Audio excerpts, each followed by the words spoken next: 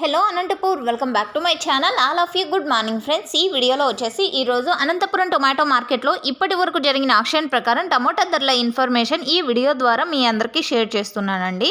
So ముందుగా ఈరోజు date వచ్చేసి 19వ తేదీ 1వ నెల అంటే జనవరి నెల 2024 సంవత్సరం అండి.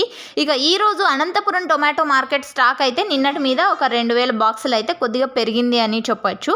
సో రీజన్ ఏమి అంటే కనుక నిన్న ఈరోజు కొంచెం స్టాక్ పెరిగింది అని చాలామంది అడిగారు. ఆల్రెడీ నేను తెలియచేశాను, బట్ అయినప్పటికీ అడుగుతున్నారు.